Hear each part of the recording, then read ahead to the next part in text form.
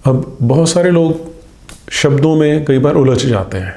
कई लोग पूछते हैं कि जो रिलीजन है क्या हम उसको धर्म कह सकते हैं? तो आपको याद ये रखना है कि जो रिलीजन है और मज़हब है, रिलीजन यूरोप से आया, मज़हब अरेबिया से आया। इनका कोई भी कॉरेस्पॉन्डिंग शब्द आपको हिंदी में, संस्कृत में, हमारी भाषाओं में नहीं मिलेगा। उसी तरह से जैसे हमारे यहाँ धर्म जो शब्द है उसका कोई भी पैरेलल आपको ना अरबी में मिलेगा ना अंग्रेज़ी में मिलेगा।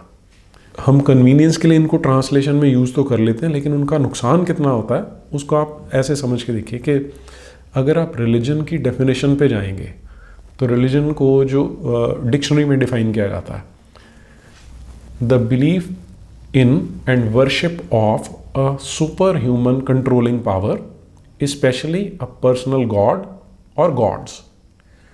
तो यहाँ पर पहली कंडीशन है बिलीव, विश्वास। ठीक है, रिलीजन में पहली कंडीशन हो गई विश्वास की।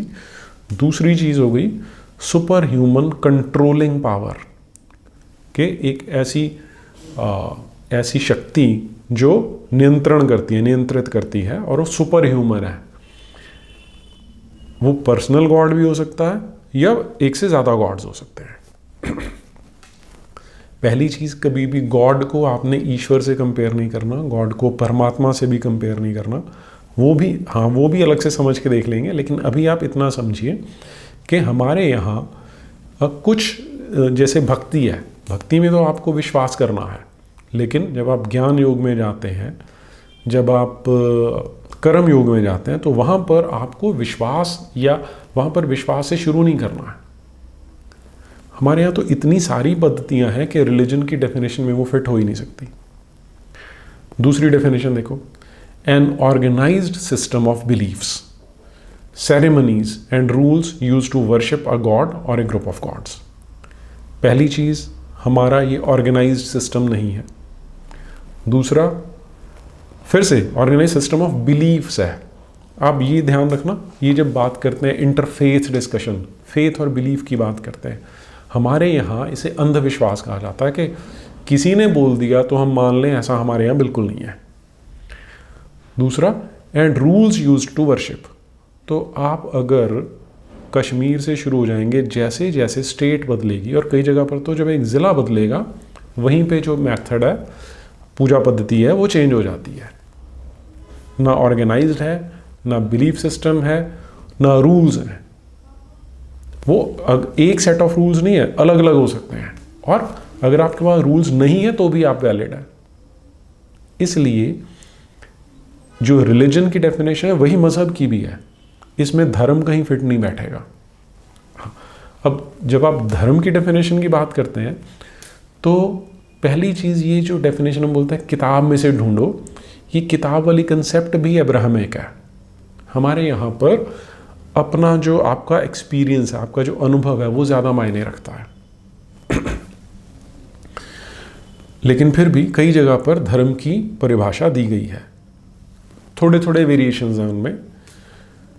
जो सबसे आसान डेफिनेशन आपको मिलेगी, या एक डेफिनेशन जो आपको मिलती है, वो है मनुस्मृति में। मनुस्मृति में धर्म को कैसे बताया है? धृति, क्षमा, दमो, अस्तेयम, शौचम, इंद्रिय निग्रह, धीर, विद्या, सत्यम, अक्रोध, दशकम, धर्म लक्षणम। तो उन्होंने धर्म के 10 लक्षण बता दिए हैं कि अगर ये 10 हैं तो ये धर्म के लक्षण हैं। आपको याद ये रखना है, अभी भी ओपन माइंडेड है, ये उसके लक्षण हैं, ये पूरा धर्म है ऐसा अभी भी नहीं आप कह सकते।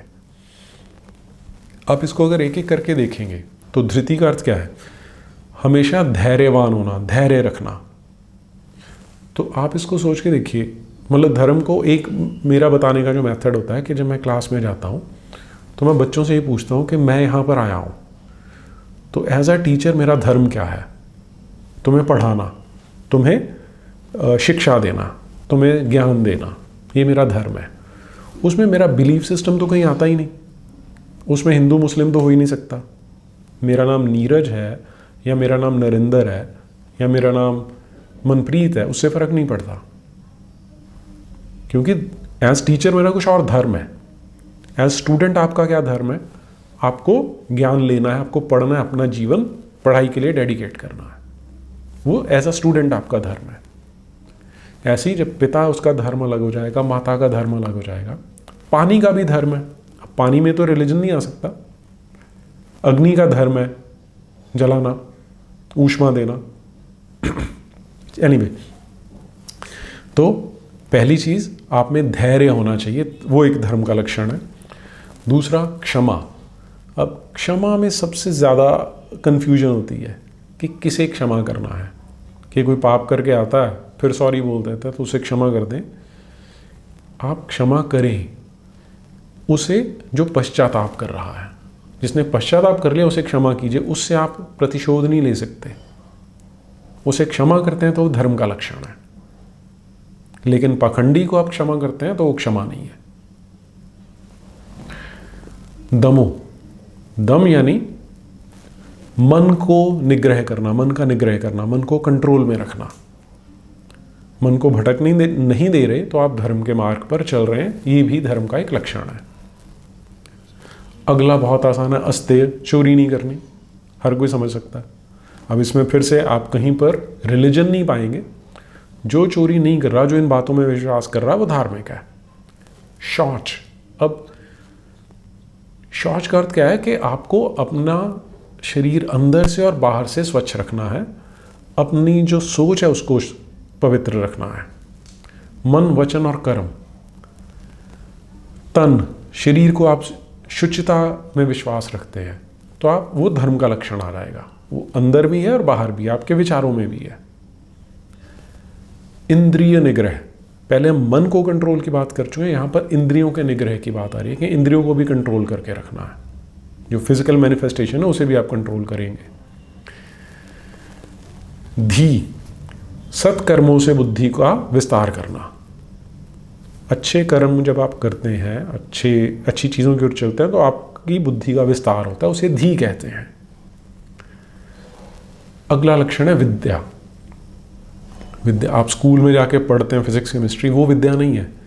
जब यहाँ पर विद्या की बात आ रही है तो आप वहाँ पर अपने विवेक को जागृत करते हैं, तत्व ज्ञान लेते हैं कि क्या चीज़ सत्य है और क्या असत्य है।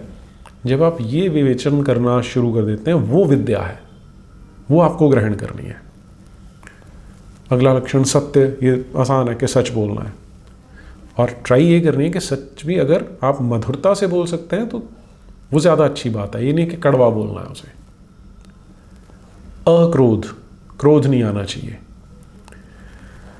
यहाँ पर ये फिर से एक डिबेटेबल पॉइंट आ जाता है। कई इस पर बहुत लंबी, आप अगर देखें ना, बहुत लंबी डिबेट की गई है लोगों में कि क्रोध किसे कहते हैं।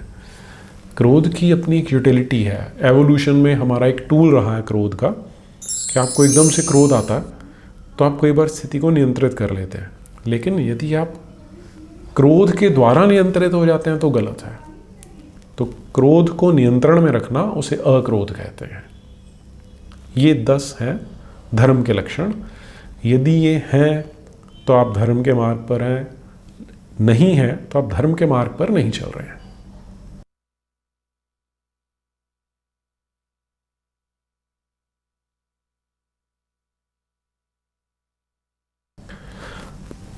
उस पर भी आता हूं। फिर कई बार बोलते हैं कि क्या हम रिलीजन या मजहब को संप्रदाय बोल सकते हैं। हमारे यहाँ सांप्रदायिक दंगे बोलना बड़ा फैशन में है। तो संप्रदाय जो शब्द है, सम्यक प्रदान करने वाला, सबको बराबर देने वाला। अगर आप इनको, जिन्हें आप रिलीजन या मजहब कह रहे हैं, इन्हें आप देखेंगे तो इनके तो अपने वहाँ पर भी भेदभाव होता है कि नारी को नीचा समझा जाता है, पुरुष को ऊंचा समझा जाता है। तो वहाँ पर भी सम्यता नहीं है, समता नहीं है, तो संप्रदाय भी नहीं कह सकते आप उनको, नहीं है। धर्म तो बहुत बड़ा है। ये जो 10 लक्षण है, ये भी एक उसका सबसेट है, इससे बहुत बड़ा है धर्म। आपके जो कर्तव्य आपको पूर्ति करनी है, वो भी धर्म में आ जाते हैं।